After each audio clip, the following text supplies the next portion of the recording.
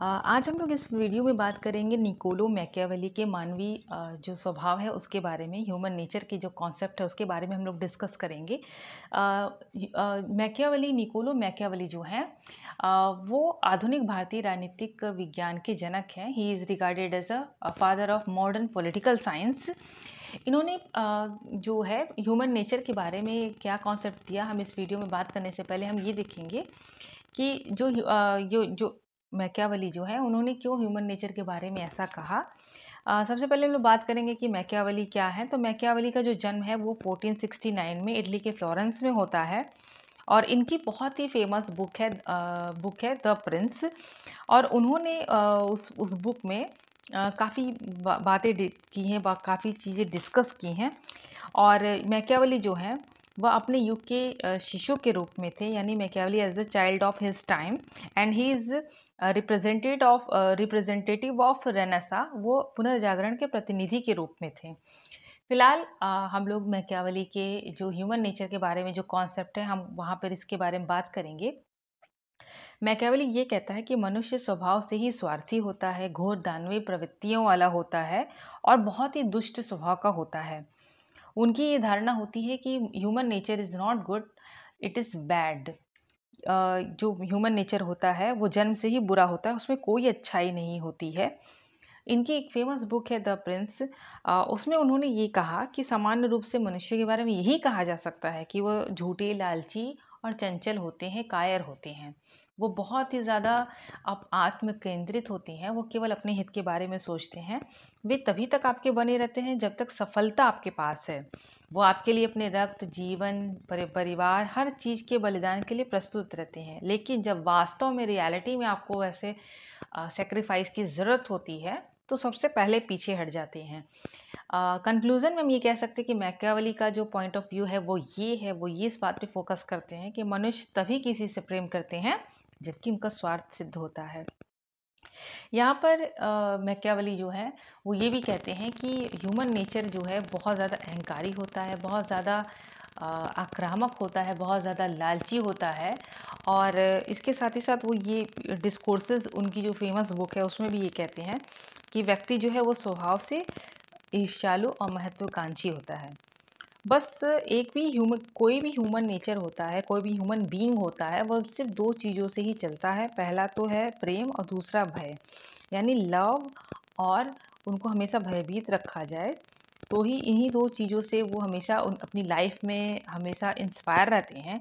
और तीसरी जो सबसे बड़ी एक ह्यूमन नेचर की सबसे बड़ी नीड होती है, ह्यूमन नेचर जो सबसे बड़ा आकांक्षी होता है वो होता है धनोपार्जन। वो अधिक से अधिक धन अर्जित करना चाहता है और इसके लिए वो साम दाम दंड भेद, इट्स मीन्स कि एनी हाउ वो कुछ भी कर सकता है।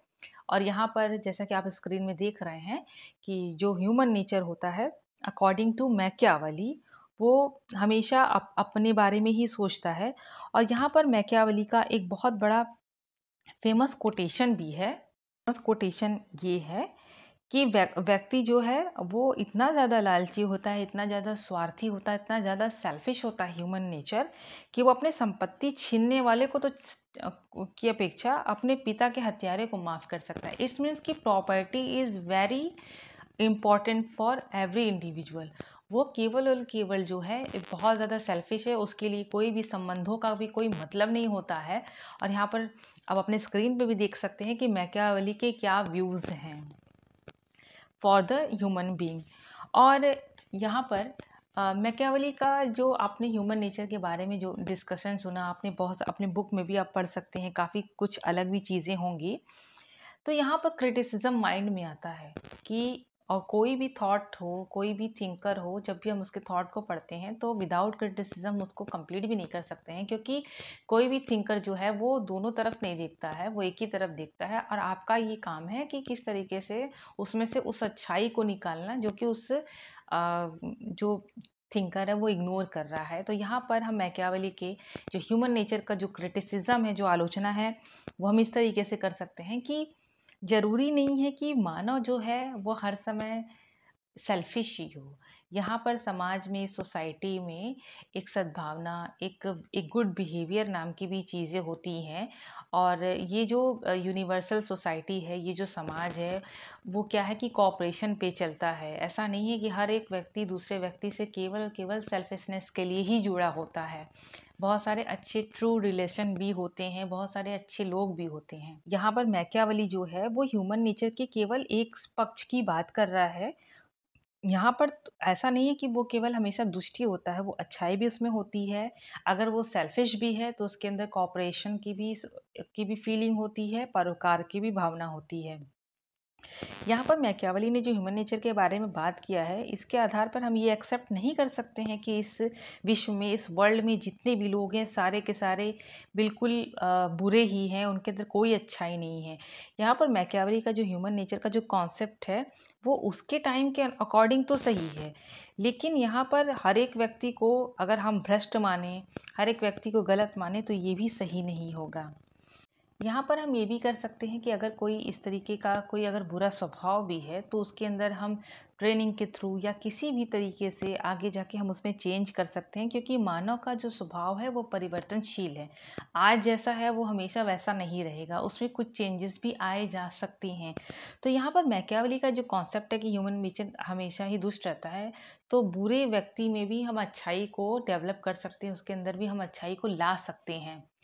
और यहाँ पर मैकियावेली जो कहते हैं ना कि ह्यूमन नेचर जो है वो बिल्कुल एनिमल की तरह होते हैं, हमेशा बैड होता है वो, तो ऐसा कुछ नहीं है।